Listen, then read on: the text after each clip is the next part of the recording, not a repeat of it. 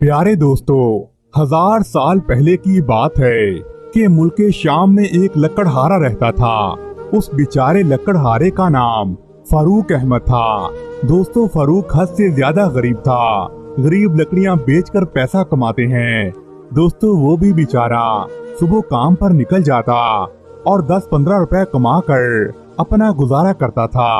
यही इस बेचारे का हाल था। वो बड़ी मेहनत से अपना काम करता था। दोस्तों, से रोटी कपड़े का खर्च भी पूरा नहीं होता था। लेकिन अल्लाह ताला की फारूक अहमद पर एक खास नेमत थी। अल्लाह ताला ने उसे बहुत से इनामात से नवाजा था। वो इनाम ये था कि फारूक अहमद की सेहत बड़ी अच्छी थी। वो एक ताकतवर और खूबसूरत नौजवान था। अपने फटे पुराने कपड़ों में भी वो किसी शहजादे से कम नहीं लगता था। दोस्तों, फारूक अहमद की आंखें, कान और जुबान तो अल्लाह ताला ने ऐसी खूबियों से बनाए थे कि लोग अश अश कर उठते थे। उसकी आंखों में ये खूबी थी कि वो रात के अंधेरे में भी मीलों दूर तक देख सकता था। उसे अंधेरे में छुपी हुई चीजें भी नजर आती थी। उसके कानों में ये खूबी थी, उसको 10 मील के फासले पर चिड़िया का बच्चा चू चू करता भी सुनाई देता था। दोस्तों, उसकी जुबान तो ऐसी प्यारी थी, जब वो बातें करता तो जानवर और परिंदे उसके आसपास जमा होकर उसकी बातें सुना करते थे। दोस्तों, इन खूबियों के अलावा फारूक अहमद में एक बात और भी थी कि वो अपनी जुबान से चख कर हर चीज की असलियत और उसकी तासीर का जायका बता दिया करता था। दोस्तों, खुद ही सोचो, अल्लाह ताला ने जिस लड़के को इस तरह की अजीम खूबियों से नवाजा हो, वो आखिर गरीब कैसे हो सकता है। भले उसके पास पैसा नहीं था, लेकिन अल्लाह ताला की ये तमाम खूबियां उसे अता की गई हुई थी। दोस्तों, फारूक अहमद हर वक्त अपनी गरीबी का रोना रोता रहता था। चूँकि अल्लाह ताला ने उसे इतनी खूबियों से नवाजा था, लेकिन उसका ध्यान कभी भी उस तरफ नहीं जाता था। वो दुनिया के रुपया पैसे को बड़ी अहमियत दिया करता था। अगर कोई लोग उसे कहते कि मियाँ फारूक, तुम तो बड़े नसीब वाले हो, अल्लाह ताला ने अपनी रहमत से तुम्हें बड़ी अच्छी सेहत और खास खूबियां अता की हैं, तो वो बुरा सा मुंह बनाकर कहता, मैं इन खूबियों का क्या करूंगा। अगर अल्लाह ताला मुझे इसकी जगह बहुत सारा रुपया पैसा देता तो वो मेरे किसी काम भी आता। उस रुपए पैसे से मैं एक आलीशान महल तामीर करता और उस आलीशान महल में मैं ऐशो आराम की जिंदगी गुजारता। दोस्तों, एक दिन का वाकया है कि फारूक जंगल में बैठा अपनी गरीबी के रोने रो रहा था कि पास वाले दरख्त की टहनियां जोर जोर से हिलने लगी। निराली शक्ल का एक जानवर उसके सामने आ खड़ा हुआ। जानवर को सामने देखकर बेचारे गरीब फारूक के मुंह से जोरों की चीख निकल गई। बेचारा फारूक उस जानवर को देखकर बहुत डर गया। उसकी हालत देखकर उस जानवर को फारूक अहमद पर बड़ा तरस आया। दोस्तों, जानवर मोहब्बत भरी आवाज में बोला, मियाँ फारूक, मुझसे डरो मत, मैं तुम्हारा दुश्मन नहीं हूँ, मैं तो तुम्हारा दोस्त हूँ और तुम्हारी मदद करने के लिए आया हूँ। लेकिन मैंने तो तुम्हें नहीं बुलाया। दोस्तों, लकड़हारा एकदम से बोला, तो फिर क्या हुआ दोस्त, तुम्हें उदास देखकर मैं तुम्हारे पास आ गया। सच्ची दोस्ती इसी का तो नाम है कि बगैर बुलाए एक दोस्त अपने दोस्त की मदद को पहुँच जाए। फारूक कहने लगा, मैंने तो तुम्हें पहले कभी नहीं देखा और ना ही तुम्हारा नाम सुना है। आखिर ये बताओ, तुम्हारा नाम क्या है। दोस्तों, परिंदा बोला, फारूक मियाँ, ऐसी फजूल बातें मत करो, ये सारा टाइम बर्बाद करने की बातें हैं। जब मैं कह रहा हूँ कि तुम मुझे अपना दोस्त समझो, तो अपना दोस्त ही समझो और जल्दी से बताओ मैं तुम्हारी क्या मदद कर सकता हूँ। दोस्तों, जानवर फारूक अहमद से कहने लगा, तुम मांगो तो सही, तुम जो मांगोगे वो तुम्हें मैं अता करूँगा। तुम जरूर खुश हो जाओगे। मैं तुम्हारी हर ख्वाहिश पूरी करने की ताकत रखता हूँ। यहाँ तक कि अगर तुम किसी मुल्क के बादशाह बनना चाहते हो तो मैं चुटकी बजाते ही तुम्हें किसी मुल्क का बादशाह बना देता हूँ। तो जल्दी से बताओ तुम्हारी शर्त क्या है।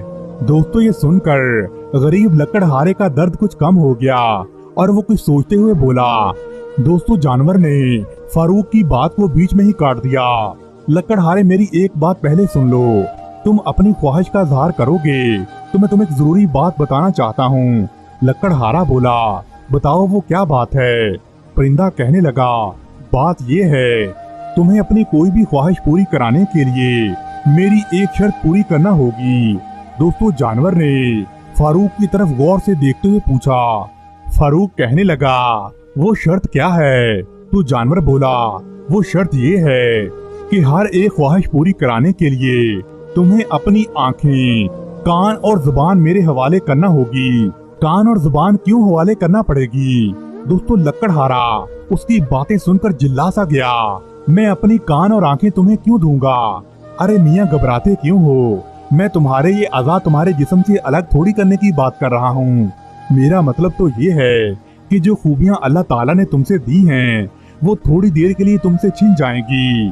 आंखें, कान और जुबान तुम्हारे जिस्म के साथ तो रहेंगे, लेकिन ना तो तुम इनसे देख सकोगे, ना अपने कानों से सुन सकोगे और ना ही अपनी जुबान से बोल सकोगे, और तुम्हारे लिए ये तमाम चीजें बेकार हो जाएंगी। कहो तुम्हें मेरी शर्त मंजूर है क्या? दोस्तों फारूक लकड़हारा कहने लगा, मुझे आपकी शर्त मंजूर है, मुझे किसी मुल्क का बादशाह बना दो।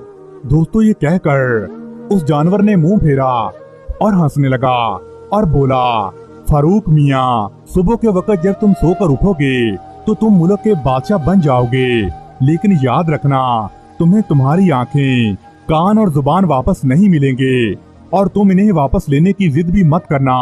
तो फारूक अहमद आगे से कहने लगा, प्यारे परिंदे, मैं ये जिद कभी नहीं करूंगा, तुम जल्दी से मुझे बादशाह बना दो, मुझे वैसे भी इन चीजों की क्या जरूरत है। दोस्तों ये कहकर जानवर 2-3 छलांगे मारता हुआ वहाँ से चला गया, लेकिन फारूक अहमद उससे पूछने लगा, अरे दोस्त बताओ तुम्हारा नाम क्या है? इतने अच्छे दोस्त का नाम मैं जानना चाहता हूँ। दोस्तों दूर से उस जानवर ने भागते हुए जवाब दिया, मेरा नाम शैतान है। दोस्तों लकड़हारे ने अपने दिल में सोचा, शैतान बेचारा कितना अच्छा है, लोग ऐसे ही उसे बुरा भला कहते हैं, ये तो मुझे फ्री में बादशाह बनाना चाहता है। दोस्तों उसके साथ ही लकड़हारे को जोर की नींद आ गई। जब दूसरे दिन तो उसके पैरों के तले गुलाब के ठंडे ठंडे फूल लग रहे थे। गरीब लकड़हारे ने अपना हाथ बढ़ाकर फूलों को छूना चाहा तो उसे ऐसा लगा जैसे वो फूलों के बिस्तर पर लेटा हुआ हो। चारों तरफ से बीनी बीनी खुशबू आ रही थी।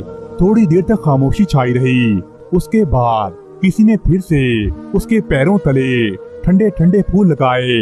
अब फारूक लकड़हारा अच्छी तरह जान चुका था कि ये मेरा कोई ख्वाब नहीं है, मैं सच में बादशाह बन चुका हूँ। ये सोचकर फारूक अहमद ने अपनी आंखें खोल दी, लेकिन उसे कुछ नजर नहीं आ रहा था। हर तरफ गुप्त अंधेरा था। फारूक अहमद घबरा कर उठकर बैठ गया।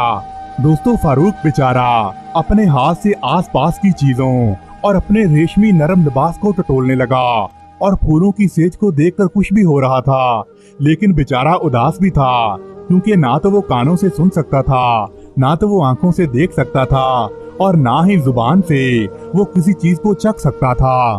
दोस्तों वो वाकई में एक मुल्क का बादशाह बन गया था। दोस्तों वाकया कुछ यूं हुआ था। उस दिन शाम का बादशाह शिकार खेलने के लिए गया। शैतान ने कुछ ऐसी तरकीब लड़ाई कि बादशाह अपने साथ वालों से बिछड़कर हिंदुस्तान की तरफ आ निकला। इधर शैतान ने क्या किया, अपने इल्म के जोर से गरीब फारूक लकड़हारे को बादशाह की शक्ल में तब्दील कर दिया। शाही नौकर चाकर गरीब लकड़हारे के आसपास फिरने लगे। दोस्तों जब फारूक लकड़हारे को उन्होंने जमीन पर लेटे देखा तो वो समझे शायद हमारे बादशाह सलामत को नींद आ गई है, इसलिए उन्होंने उसे जमीन से उठाकर जल्दी जल्दी फूलों की सेज पर लिटा दिया। दोस्तों लकड़हारे को अब कोई फारूक लकड़हारा कहकर नहीं पुकारता था, सारे लोग बादशाह सलामत कहकर पुकारते थे। शाही नौकर चाकर हर वक्त सर झुकाए उसके सामने खड़े हो गए। उनका ख्याल था कि बादशाह सलामत कोई हुक्म देंगे, लेकिन वो तो बेचारा गरीब फारूक लकड़हारा था। वो बादशाह का हुक्म किस तरह देता? वो ना तो देख सकता था, ना ही बोल सकता था और ना ही कोई सुन सकता था, क्योंकि शैतान ने उसे बादशाही के इवज में उसकी ये तमाम खूबियां उससे छीन ली थी। दोस्तों चुपचाप खड़े रहने के बाद शाही नौकरों में से एक ने डरते डरते फारूक लकड़हारे की तरफ देखा। दोस्तों एक शाही नौकर ने डरते डरते लकड़हारे बादशाह की तरफ देखा। वो पहले की तरह चुप बैठा मुस्कुरा रहा था। ये देखकर नौकर बड़ा हैरान हुआ। उसने कोहनी मारकर उसने अपने साथ वाले नौकर को इशारा किया। इस तरह सारे एक दूसरे को इशारा करने लगे और कहने लगे आली जा, खादम आपके इंतजार में खड़े हैं। दोस्तों जब नौकरों को कोई जवाब नहीं मिला तो नौकरों को पक्का यकीन हो गया कि हमारे बादशाह को जरूर कुछ न कुछ हो गया है। वो आपस में सलाह मशवरा करने लगे। उन्होंने गरीब लकड़हारे को घोड़े पर सवार किया और महल की तरफ रवाना हो गए। मलका शहजादे, शहजादियों और अमीर वजीरजादों ने बादशाह की जब ये हालत देखी तो उन्हें बड़ा अफसोस हुआ। मुल्क के बड़े बड़े हकीमों को बुलाया गया, लेकिन ये बात किसी की समझ में नहीं आ रही थी कि आखिर बादशाह सलामत को क्या हो गया है। देखने में तो वो बड़े तंदुरुस्त मालूम होते थे, लेकिन ना तो वो किसी की आवाज सुन सकते थे, ना ही कोई चीज देख सकते थे। वो बस चुपचाप गुमसुम बैठे मुस्कुराते रहते थे। ये सोच सोच कर हकीमों ने मशवरा दिया कि बादशाह सलामत के सामने नाच गाने की महफिल को सजाया जाए, खेल तमाशों के मुकाबले कराए जाएं। दोस्तों जब ये सब कुछ कराकर देख लिया गया तब भी उस लकड़हारे बादशाह ने किसी तरफ भी आंख उठाकर नहीं देखा और ना ही जुबान से तारीफ का एक कलमा कहा। ये देखकर वो सारे हकीम बड़े मायूस हो गए। उन्होंने साफ अल्फाज में कह दिया, बादशाह सलामत हमेशा के लिए अपनी आंखों और जुबान और कानों से महरूम हो चुके हैं। अब तो वो सारी जिंदगी ना तो कुछ देख सकेंगे, ना कुछ बोल सकेंगे और ना ही कुछ सुन सकेंगे। दोस्तों हकीमों का ये जवाब सुनकर मलका और बादशाह के दूसरे रिश्तेदारों को बड़ा दुख हुआ और वो फूट फूट कर रोने लगे। बेचारे करते भी तो क्या करते, सब्र करके बैठ गए।